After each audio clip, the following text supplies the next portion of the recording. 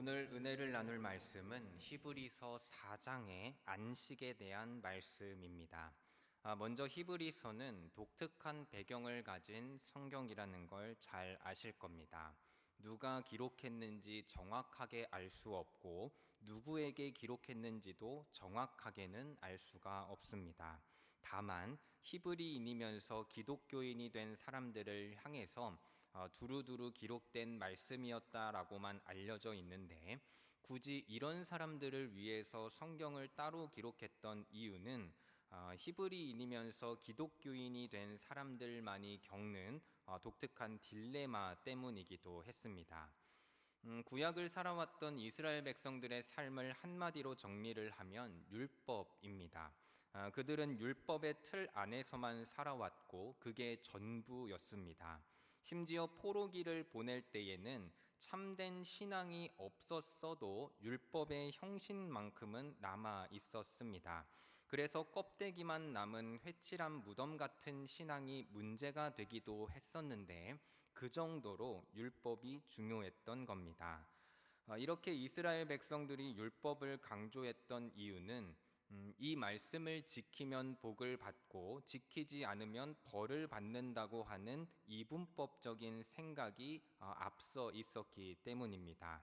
신명기에 기록된 이 말씀을 우리도 너무나 잘 알고 있고, 그래서 상과 벌 혹은 복과 심판이라고 하는 둘 중에 하나를 놓고 성경을 해석해 가기도 합니다. 실제로 이스라엘의 역사를 보면 하나님을 따르며 하나님의 말씀을 지켰을 때에는 너무나도 큰 복을 누리지만, 조금이라도 그 말씀을 떠나면 그때부터는 각종 심판이 따라오는 걸 볼 수 있습니다.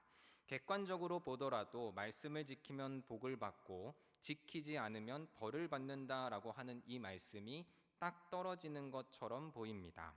그런데 이 말씀은 신명기 6장에 기록된 아주 유명한 말씀인데, 하지만 이 말씀을 이 부분만 떼어놓고 보면 성경을 이분법적으로만 보게 됩니다. 성경은 한 가지만 이야기를 합니다. 신명기 6장 바로 위에 있는 말씀을 보면 이 말씀을 주시기 전에 강조하신 중요한 말씀이 있습니다. 무엇을 강조하셨는가 하면, 좌로나 우로나 치우치지 말고 너희 하나님 여호와께서 너희에게 명령하신 것들을 행하라 라고 하는 말씀을 강조하셨습니다. 좌로나 우로나 치우치지 말라는 것은 선택지가 좌우 두 가지가 있는 것이 아니라 가운데로 가는 길 하나라는 말씀입니다. 이스라엘 백성들은 하나님 한 분만 선택해야 했고 하나님을 따르는 일에 집중을 해야 했습니다. 그러니까 하나님께서 신명기를 통해 주신 말씀의 핵심은 하나님의 길로만 나아가라는 것 하나였는데, 많은 사람들이 복 받는 방법과 벌 받는 방법 둘로 나눠서 구분을 해버렸던 것입니다. 이렇게 선택지가 둘이 되어버리니까 당연히 율법을 지켜서 복을 받아야 한다라는 생각만이 남게 되었던 겁니다. 그렇게 수백 년의 시간이 흘러서 율법을 지키기 위한 노력들은 점점 커져만 갔고, 율법을 더 잘 지키기 위해서 세부 행동 지침도 생겨났고, 더 많은 규율로 자신들을 올가맸습니다. 가장 중요한 것은 하나님을 따르는 것 하나인데, 그것은 제쳐두고 점점 엉뚱한 행동만이 남게 된 것입니다.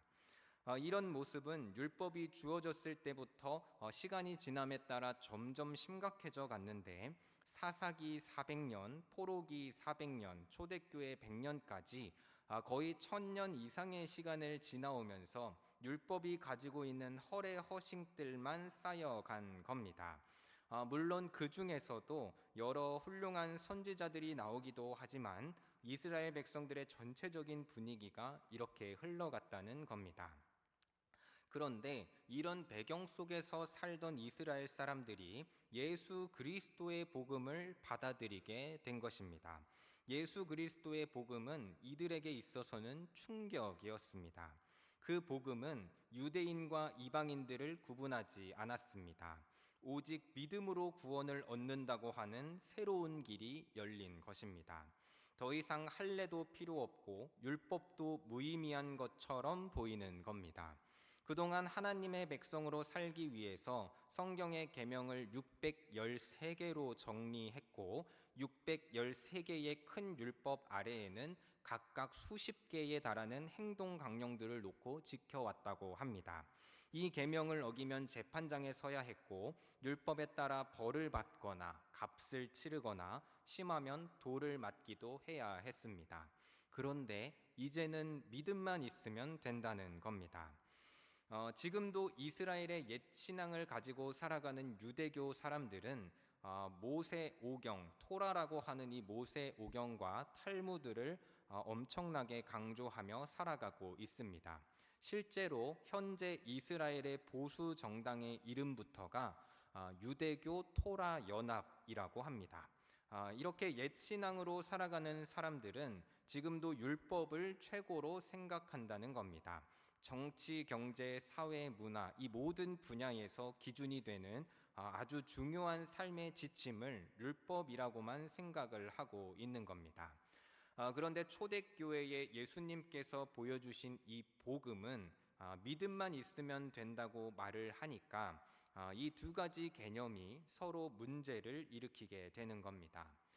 실제로 이 두 가지의 가치 충돌이 히브리인이면서 기독교인이 된 성도들을 혼란스럽게 했습니다. 하나님은 변함이 없으시고 그래서 하나님의 말씀에도 변함이 없으신데 이제는 율법이 아닌 새로운 길로 나아가야 하는 것처럼 보인 것입니다. 이미 우리는 이 성경의 결론을 다 알고 있어서 율법과 믿음이 서로 다르지 않다는 것을 잘 알고 계실 겁니다. 그런데 율법의 조항을 따라 살아가던 히브리인들에게는 이 믿음이라는 것이 너무나 충격적인 등장이었던 것입니다. 그래서 히브리계 기독교인들은 이 혼란 때문에 교회 안에서 문제를 일으키게 되곤 했습니다.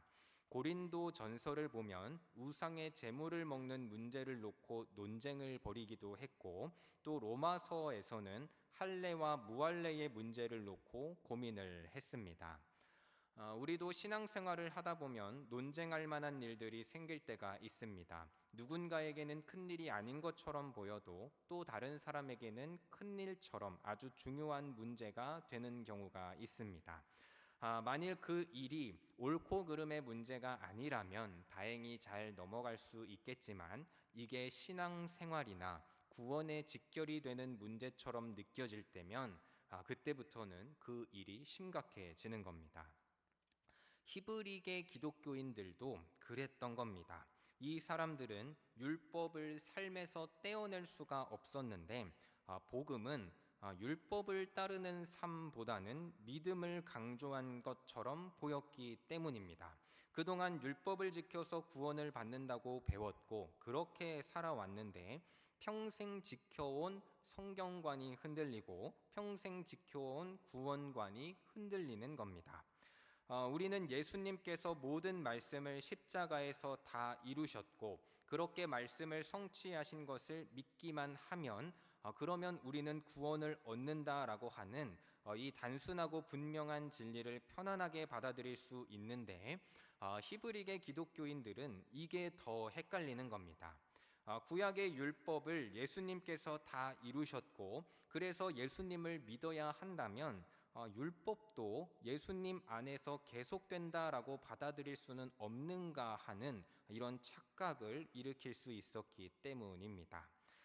결국 이러한 난해한 부분들을 해결하기 위해서 히브리서 저자는 히브리서를 기록하면서 율법과 믿음의 문제를 풀어주고자 했던 겁니다. 특별히 3장부터는 하나님이 주시는 안식에 대해서 설명하는데 이 안식은 율법의 완성으로만 얻을 수 있는 아주 구약적인 개념이었습니다. 율법을 놓고 고민하고 있는 사람들에게는 아주 중요한 개념인 겁니다. 그래서 3장에서는 이 안식에 대해 이야기하기 전에 예수를 깊이 생각하라라고 하면서 예수님의 영광은 모세와 비교할 수 없이 크시다라는 것을 분명하게 이야기합니다. 이 비유로 나온 이야기가 집을 짓는 이야기인데 집을 짓는 자가 그 집보다 더욱 존귀하기 때문이다라고 설명을 합니다.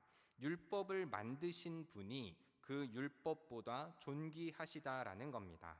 모세는 율법을 제시했을 뿐이지만 하나님께서는 그 율법을 만드신 분이시며 그 창조주가 곧 예수시라는 말씀이었습니다. 그러니까 너희가 고민하고 있는 율법의 행위에 대한 문제들을 예수님 안에서 풀어가야 한다라고 설명을 했던 것입니다. 무엇보다 4장 2절과 3절에서는 복음을 들은 사람들 중에 믿음과 결부시키지 못한 사람들이 있었다라고 경고를 합니다. 많은 사람들이 복음에 대해서 들었지만 들은 그 말씀이 그들에게 유익이 되지 못했던 이유는 그들이 그 믿음과 결부시키지 못한 채 예수 그리스도에 관한 것을 잃어버렸기 때문이었다라고 설명합니다. 하지만 믿는 자들은 그 믿음으로 말미암아 그 안식에 들어갔다라고 이야기를 합니다. 이전까지 율법이냐 믿음이냐를 놓고 고민하고 있었는데 믿는 자들은 율법과 따로가 아니라 믿음으로 율법의 안식을 누리고 있다라고 설명을 하는 겁니다. 그러면서 이 안식이 너희가 생각하는 바로 그 안식이다. 구약에서 이야기하는 율법의 그 안식이다라는 것까지 자세하게 설명을 해줍니다. 복음을 듣고 순종한 자들은 하나님의 안식을 누리는 하나님의 백성이 되었다라고 이야기를 하는 겁니다. 그래서 오늘 함께 읽은 11절에 그러므로 우리가 저 안식에 들어가기를 힘써야 한다라고 이야기를 하게 되는 겁니다.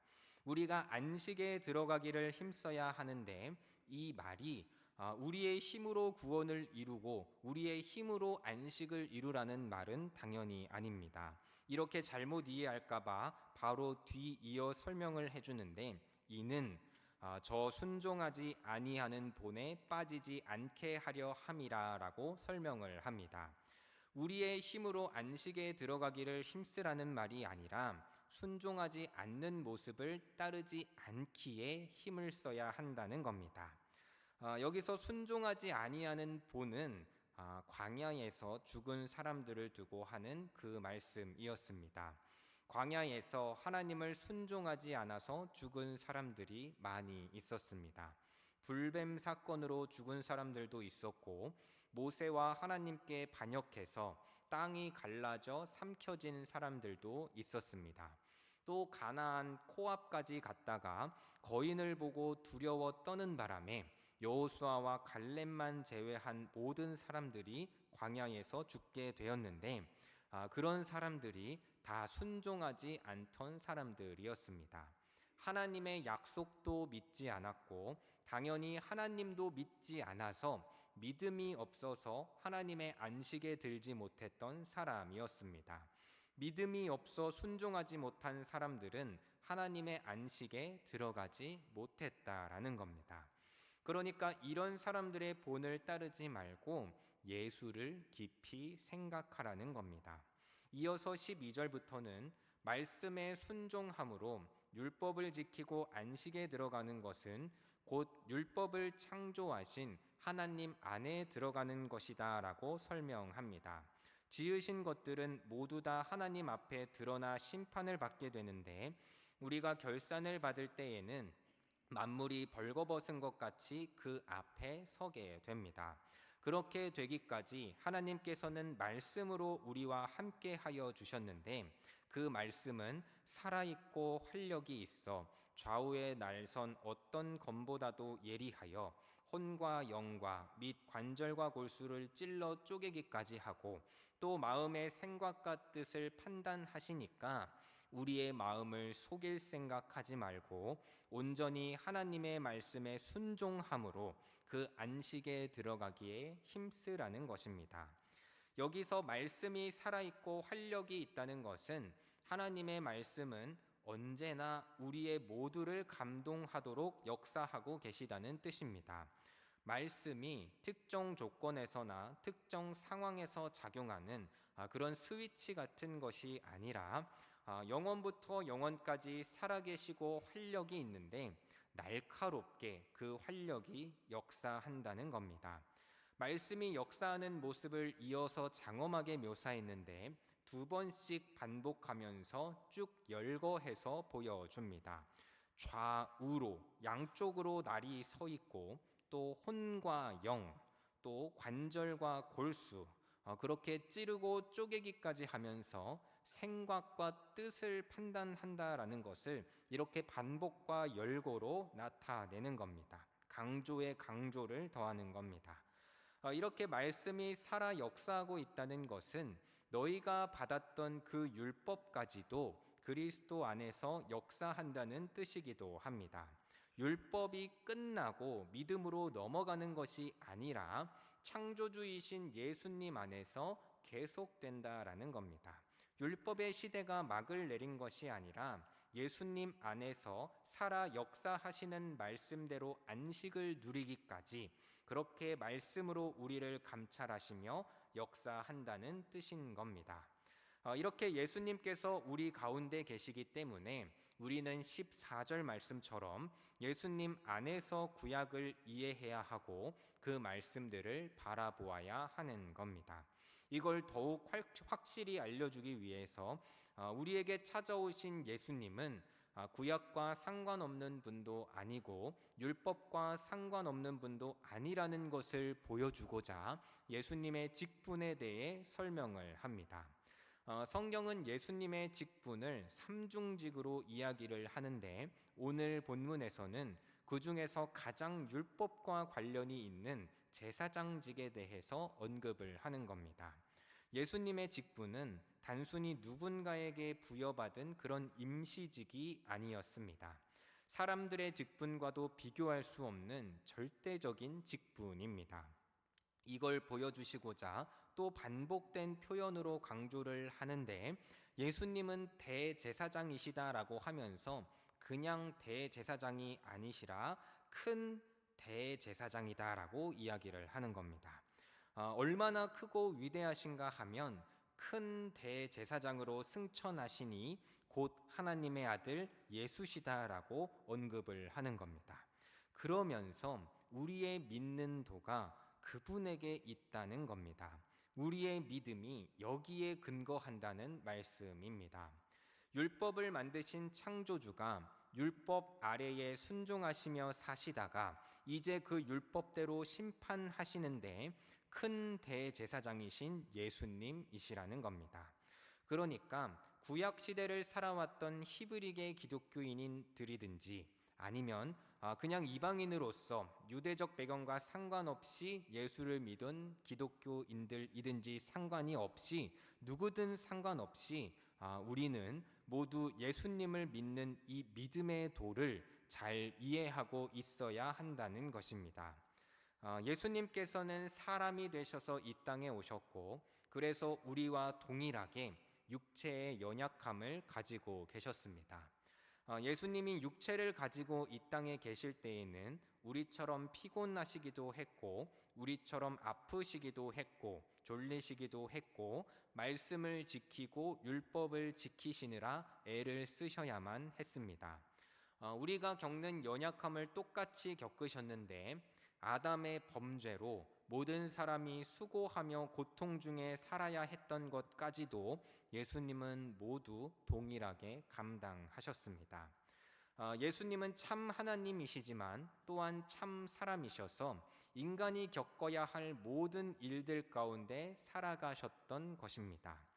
그래서 15절 말씀에서도 모든 일에 우리와 똑같이 시험을 받으셨기 때문에 우리의 연약함을 동정하실 수 있다라고 이야기합니다.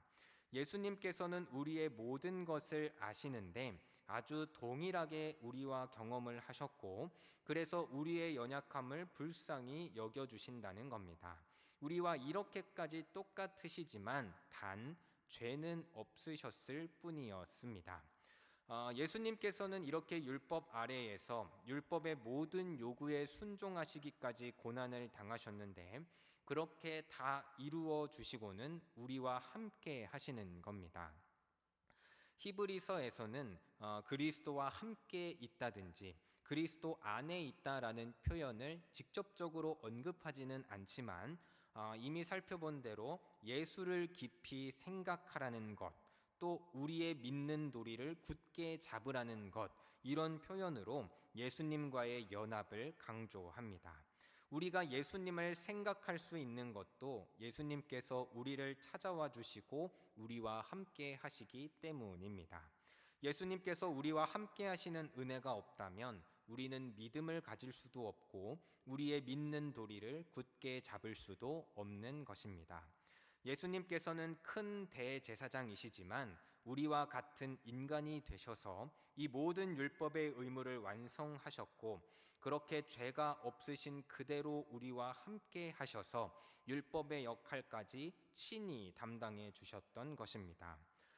율법의 역할에는 여러 가지가 있지만 여기서는 하나님께 나아갈 수 있는 그 제사장의 중보적 역할을 이야기합니다. 구약의 이스라엘 백성들은 율법을 통해서만 하나님께 나아갈 수 있었습니다. 하나님께서 선지자들을 찾아오셔서 말씀을 전달하시기도 했지만 그건 하나님이 찾아오신 것이고, 반대로 사람이 하나님께 나아가기 위해서는 죽지 않을 방법이 딱 한 가지밖에 없었습니다. 율법을 따라 지성소로 나아가는 것입니다.